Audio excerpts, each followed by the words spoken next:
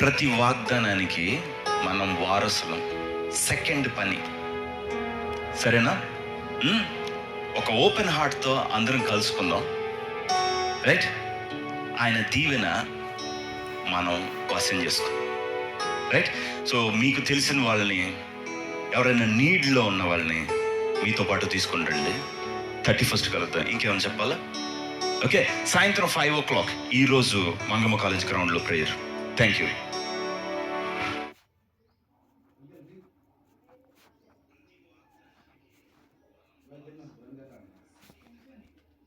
ఉంటుంది దాని పక్కన ఈ ఏతర్ అది ఉంది కదా, ఎలక్ట్రిక్ స్కూటర్లు, దాని పక్కన ఉన్నదే ఆ గ్రౌండ్.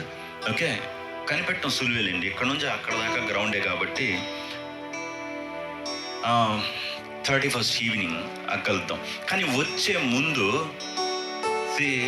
అక్కడ కాదు, మన యాటిట్యూడ్ని బట్టి మనం దేవుడి దగ్గర పొందుకుంటాం. ఓకే, నేను దేవుడి దగ్గరికి వెళ్ళి ఏం తీసుకోలేను. దేవుడి దగ్గరికి వెళ్ళే ముందు నేను ఎలాంటి వైఖరి కలిగి ఉన్నానో అది ఆయన దగ్గరికి వెళ్ళిన తర్వాత నాకు తీసిస్తుంది.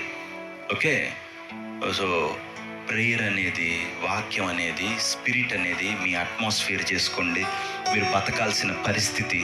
ఓకే, దేవుడికి రిసెప్టివ్గా ఉండండి. అలా సంవత్సరాలుగా ఆగిపోయింది కూడా అంటే పోయిద్ది. ఓకే, జస్ట్ మీ పరిస్థితి దేవుడికి కష్టమే కాదు, కానీ మీరు లాక్ అయి ఉన్నది మాత్రం దేవుడికి చాలా కష్టం. ఆయన తీయలేక కాదు, ఆయన నీ మీద వెయిట్ చేస్తున్నాడు. నిన్ను నువ్వు బంధించుకొని ఇరుక్కోకూడదు. నీకున్న వీక్ థాట్స్ అన్నిటినీ నువ్వు తీసి పడేయాలి. ప్రభువా, నాకు ఆ గ్రేసి, నాకు నీ శక్తి. అందుకే అంటాడు, పరిశుద్ధాత్మ శక్తిని పొంది విస్తారమైన నిరీక్షణ కలవారగుటకు అన్నాడు. మనకు ఆలోచించడం కూడా సరిగ్గా రాదు, ఆ థాట్ కూడా దేవుడే ఇవ్వాలి. సో మీరు మంచిగా ఒకదాన్ని ఎదురు చూడటానికి ఏం కావాలన్నాడు? పరిశుద్ధాత్మ శక్తి పొంది. ఎవరు కూడా అంతసేపు వెయిట్ చేయలేరు, దేవుని శక్తితో జరుగుతుంది అదంతా.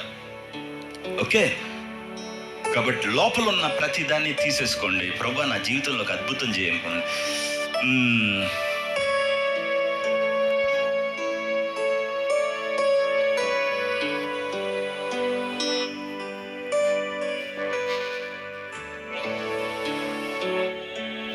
ప్రతి వాగ్దానానికి మనం వారసులం. సెకండ్ పని, సరేనా? ఒక ఓపెన్ హార్ట్తో అందరం కలుసుకుందాం, రైట్? ఆయన దీవెన మనం వశం చేసుకుందాం, రైట్? సో మీకు తెలిసిన వాళ్ళని, ఎవరైనా నీడ్లో ఉన్న వాళ్ళని మీతో పాటు తీసుకురండి. 31st కలుద్దాం. ఇంకేమైనా చెప్పాలా? ఓకే, సాయంత్రం 5 o'clock ఈరోజు మంగమ్మ కాలేజ్ గ్రౌండ్లో ప్రేయర్.